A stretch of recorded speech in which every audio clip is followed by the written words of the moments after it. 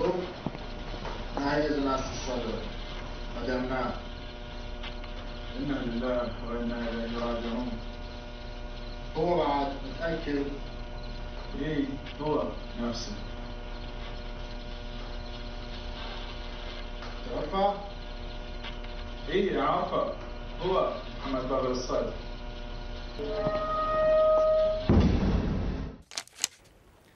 یکی از خاطره‌های تلخ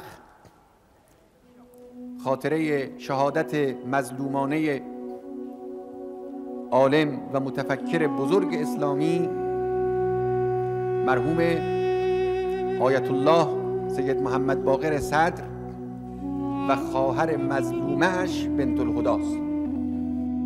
آیت الله سید محمد باقر صدر و خواهر مظلومه‌اش بنت الهداست. برای ما خبر شهادت ایشون بسیار ضربه سنگینی. اون اول انقلاب ایشون چون یک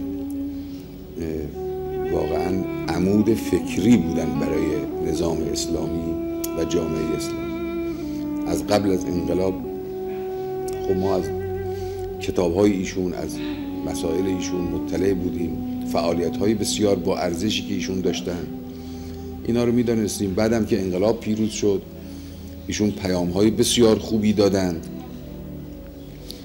و خیلی امید بود به آقای صدر.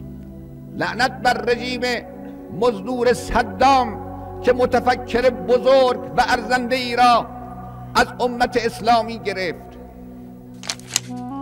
مجامع جهانی و سازمان‌های مدعی حقوق بشر و جمعیت‌هایی که اینجا و اونجای دنیا دم از مبارزه با اختناق و با ظلم و با فشار میزنن، آیا سوال کردن از رژیم عراق که چرا این عالم بزرگ و خواهر مظلوم اش رو اون طور وحشیانه به قتل رسوندن؟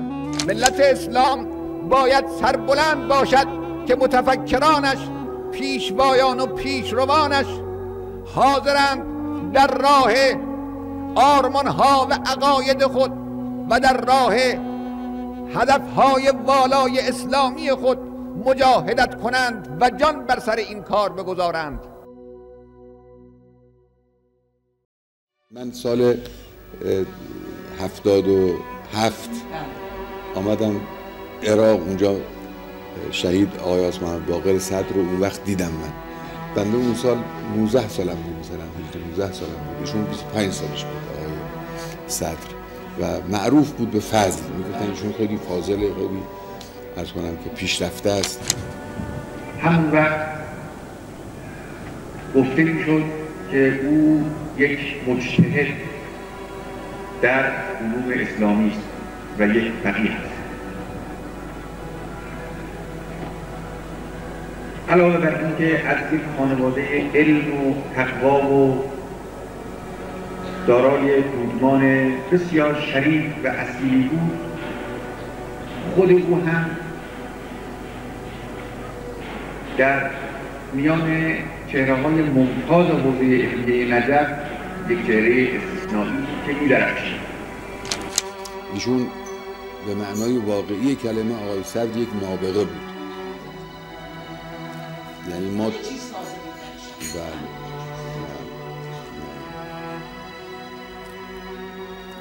در زمینه مسائل فکری و اسلامی و علمی، فقه و نمیدونم اصول و بقیه چیزا آدمای پیشرفته زیاد داریم، منتها نابغه خیلی نادره. ایشون جزو اون نادرهایی بود که نابغه بود. حقیقتا ذهن ایشون، فکر ایشون فراتر از کارهایی که دیگران میکنن حرکت میکنه.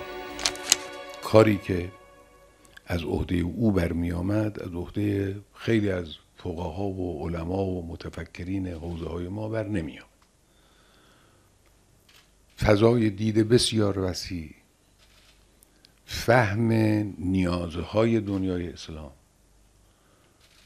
پاسخگویی سریع و آماده به خواسته ها. خودشون همین البنک اللاربوی رو در جواب درخواست دولت پاکستان نوشت. کتاب اقتصادنای او، کتاب فلسفتنای او و کتاب‌ها و جزوه‌های فراوان دیگر او و بحث‌های فکری او همه تلاش‌های موفقی بودند برای تزریق ایمان علمی و فکری به نسل‌های رشد مسلمان. البته افکار فقهی و اصولی ایشون، به خصوص اصولی ایشون، در حوزه ها خیلی رواج پیدا نکرد. بنده یه مدتی اصرار داشتم که حلقات ایشون تدریس بشه، یک چندی هم در یک گوشه هایی یک کارهای انجام گرفت. چه لزوم داره ما این همه توی مباحث غیر لازم اصولی معطل بشیم؟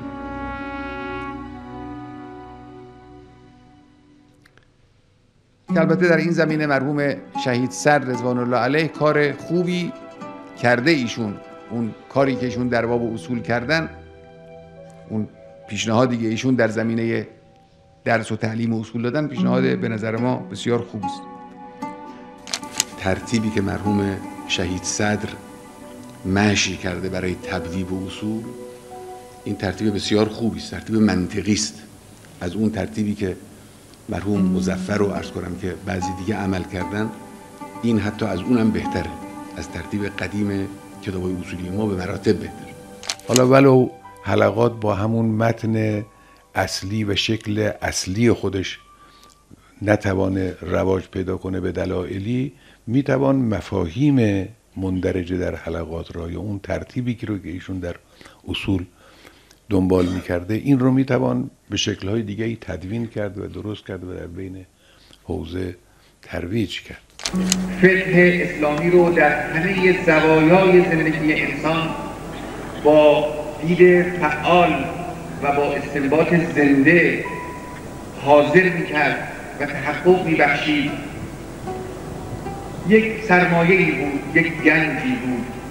البته روح همه فعالیت‌های او که به اونها جان میداد، ارزش مضاعف میداد، فعلیت میداد، اونها رو به صورت ذخیره‌های آینده اسلام مشخص میکرد، روحیه انقلابی او بود. ایشون در نجف ارتباط تام و تمامی با امام نداشتن. به طور معمول یه ارتباط خیلی ضعیفی با بیت امام و با تشکیلات امام ارتباطشون خیلی زیاد نبود. ولیکن به مجرد اینکه انقلاب شد و امام آمدن ایران، ایشون اون حرف معروف رو زد که ذوب به شاگردان رو خودش گفت ذوب بشید در امام خمینی همچنانی که او در اسلام ذوب شده. این حرف ایشون معروف. این خیلی شناخت لازم داره، خیلی فهم اوضاع لازم داره. این آدم اون روز درک کرد انقلاب رو و مسائل و مفاهیم انقلاب رو. اینا نبوغه. هم به وجود مرحوم شهید آیت الله آقای سید محمد باقر صدر افتخار میکنیم، به خاطر شخصیت علمی ایشون، شخصیت جهادی ایشون، شخصیت فکری ایشون. ما افتخار میکنیم به وجود ایشون. ایشون مایه افتخار همه ما بودن و در ثانی به شما هم افتخار میکنیم، چون شما در مدت این سالهای متمادی 20 و چند سال چه زحماتی رو متحمل شدید، چه سختی‌هایی رو کشیدید و صبر کردید. شما از خانواده بزرگی هستید و صبر و اون کرم سجیه شما خانواده است و بزرگواری سجیه شما خانواده است. شما در اون شرایط سخت در نجف زندگی کردید. این دختر خانم ها بعدم شوهرهاشون شهید شدند، هر کدوم به یک نحوی گرفتار شدند. شما همه اینها رو تحمل کردید و صبر کردید. واقعا صبر شما برای ما خیلی ارزش داره، خیلی. واقعا هر کسی که آشنا باشه با ممیزات و فضائل مرحوم شهید صدر و خصوصیات این مرد بزرگ، همین علاقه و شوق رو پیدا میکنه به اینکه حرفای ایشون، افکار ایشون، کارهای ایشون گسترش پیدا کنه. بیشک شاگردان اون شهید، چه شاگردانی که او رو دیدن و از محضر او استفاده کردن، چه کسانی که در پرتو راهنمایی‌های او حرکت میکنن، راه او رو ادامه خواهند داد. و شدیدتر لحظه سعادتش زنده است و زنده تر است.